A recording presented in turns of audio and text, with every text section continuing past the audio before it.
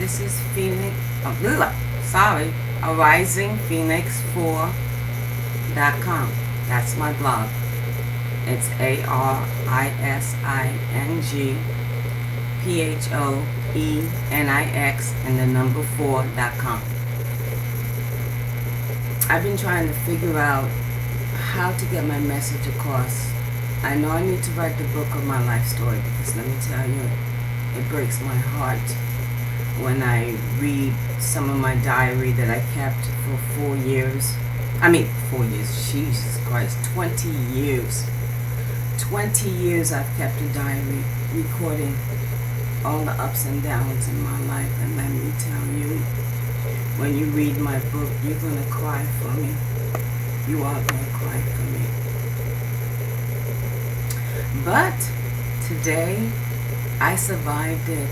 It didn't break me. It made me stronger. I am the best Michelle I've ever been. I'm trying to reconcile all the little Michelle, the little 3-year-old Michelle, the 12-year-old Michelle, the 15-year-old Michelle, the 20-year-old Michelle, and then just listen to the tape, okay? Just listen to the tape. America, give me a chance. I ain't got nothing to lose. I lost everything over and over and over again. Oh my God, I got a virus in my freaking cell phone. Well, I'm thinking here, so Michelle, you've come around full circle. I am no longer focusing everything in my blog.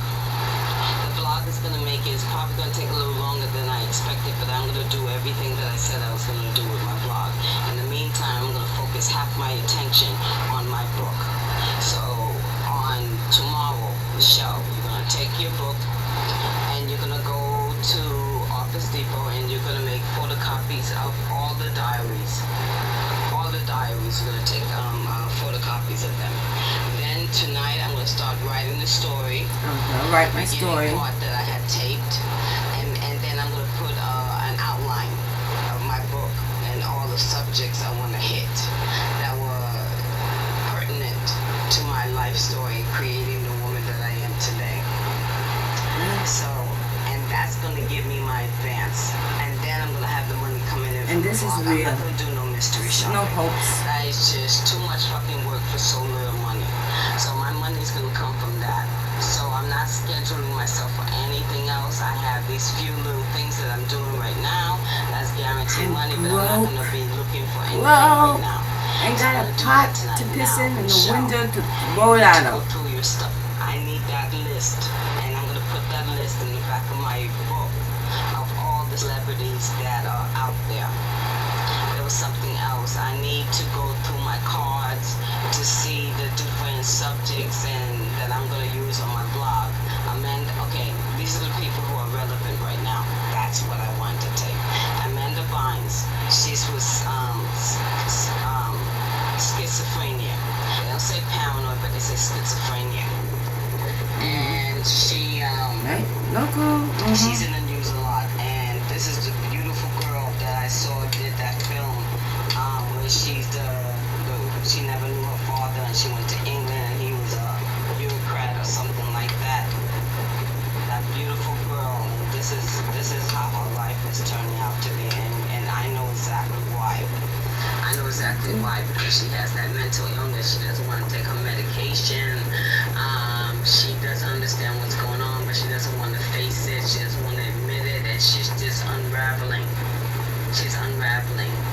Then we have Robin Williams, who killed himself. My heart is starting to beat because it's coming out. Self-hatred for oneself. And you spend the whole entire... We're going to pause it for a second, okay? I had paused it for a second. She doesn't want to face it. She doesn't want to admit it. And she's just unraveling. She's unraveling. Then we have Robin Williams, who killed himself. His depression is self-hatred for oneself. And you spend the whole entire second of every minute counting way You're thinking about all the bad things you've done, how unsuccessful you are, how you failed, how nobody loves you. And he had a wife. At least he had a wife. Me, I never had a fucking partner. I've never had a partner. I did this all by myself. When I hit that depression, the worst time of my fucking life, my family was not really there for me, period. My own sister wasn't there for me. My own sister wasn't there for my son, who had to deal with a mother that was depressed and a grandmother who was paranoid schizophrenic. And my other sister, she was living with this guy, so she had her own life. I mean, I lived off $600 a month for 3 fucking years, and I don't think not one time did I ever ask for any money from any of them, and they never ever fucking offered me any money. Can you fucking believe that? Can you fucking believe they didn't offer? They didn't see how bad I was. Oh my God, when I look back to those days, when I look back at them, it is like, oh my God, I was that bad. I lost my way so much. And they weren't there. I didn't have a man to love me. I didn't have the finance. I didn't have the career. I had a son and he was taken from me. I had nothing. I had absolutely nothing to live for. Nothing. And then I had been molested 3 times and I never remembered all that depression. I ate at myself. I had such self-loathing and self-hatred, and it was because I was molested and I didn't remember, and I was raped. I was molested not 1 time, not 2 times, but 3 times in 1 fucking lifetime with 3 different fucking men. And then when I am 20 years old, I don't even think I was 20 yet. I think I was 19 or 20. Oh no, Mika was 16, so I was 20 years old, 19, 20, and I was raped. I used to say it was date rape, and I learned a lesson. I should have learned a lesson that revenge only kills yourself. Because I dated him afterward. He was my neighbor's son. I grew up with him. And I dated him afterwards. And then I started doing the cocaine. And I lost all respect for myself. I hated. I dated him because I said I was going to get him back. I was going to get him back. I was going to get him to pay for my school. I was going to get him to give me all this money. I was going to get him to buy everybody at my job. We worked the midnight shift at Jackson Memorial Hospital. I would have him bring ribs from Tony Roma's for everybody. My God, the kindness in my heart that I gave to people. I treated people the way I wanted to be treated. I was never mean, never vicious, never. And I have no girlfriends. I never had a friend. I had 2 friends. I had Michelle Brady. And Michelle, if you hear this, if you see this, thank you. I can't even begin to tell you. I could say thank you. Thank you from the bottom of my heart for being my friend. When everybody was telling you I was some prostitute in Fort Lauderdale, I worked 2 motherfucking jobs to drive that 300ZX and dress in those fancy clothes I wore. I worked 2 fucking jobs, and they had a rumor, and they would tell people that would start at work that I was a fucking prostitute in Fort Lauderdale.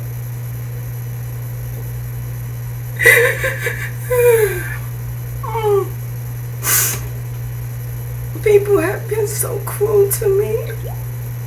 Hated myself so much.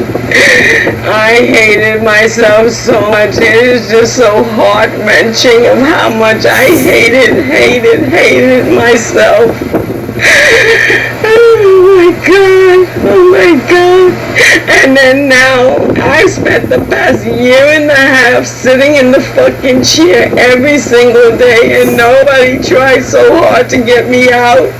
My mother treated me like a slave, like a motherfucking slave. Michelle, do this, Michelle, get that. And I only thought I had from the time I woke up until the moment I went to bed was that I wanted to kill myself. I wanted to kill myself. So guess what? I woke up. I'm writing my book. I'm gonna be successful. People are gonna know my name, and people are gonna know my story, and they're gonna cry for me. They're gonna cry for me too. How did I survive of that? And then 16 fucking admissions for mania, and each time was a month, and each time was another fucking memory that was chewed out of my brain. And the medication made me gain 50 pounds in 3 months, and it's taking me forever and a day to get rid of that weight because I still have to take that same motherfucking medicine. I finally got off it, and I'm finally losing weight, and finally I woke up and I have confidence today. I know my worth. I know what fantastic woman I am. Every fucking shit I went through in my lifetime made me the strong ass woman I am today. So you know what? Fuck my family. Fuck the people who ever said that they love me besides my son and my sister. Even my mother. Even my mother has not supported me. She has not supported me, and she wasn't there for me, and she didn't protect me. And my father treated me like I was a whore when I was 12 years old, and this is the time I was molested at the acting school, and I didn't tell my father because I knew my father would have killed that man if I told him. So I ate it, and then my father beat the motherfucking shit out of my ass. Why? Because I quit acting. And then my sister, who was 18 years old at the time, I am 12. My sisters are 4 years younger and 8 years younger. My brothers, one of them is 1.5 years older than me. My other brother is 4 years older than me. Do you know everybody who was able to go with my sister and her new boyfriend to Coney Island? But my father said I couldn't go. What do you think that told me? That told me I was molested, and I was a dirty, dirty, dirty girl. I was a dirty girl. And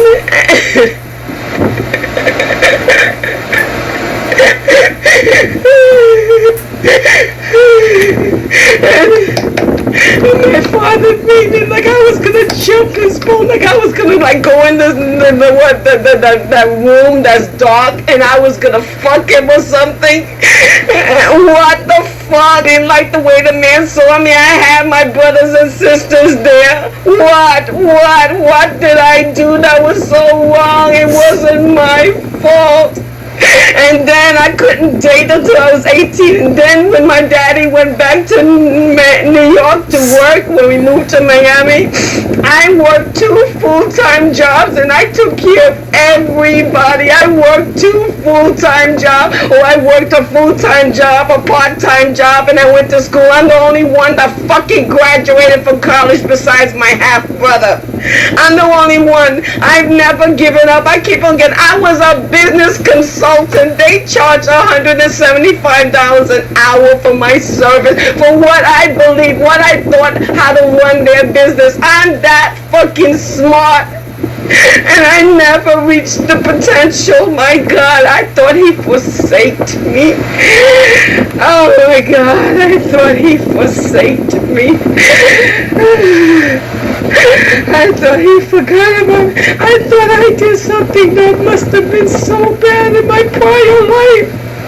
Only thing he needed a woman that was strong enough, a soul that was strong enough that could carry that kind of freaking weight, that he was gonna blister my spirit, that he was gonna break my spirit now so many times. And what my son's father did to me, what he did to me, how he hurt me, and he's never asked for my forgiveness. And let me tell you the trifling things and the humiliation that him and his wife has put me through. Oh my God, you know what? I'm going to post this right now on YouTube. That's what I'm going to do. I'm going to do that right now.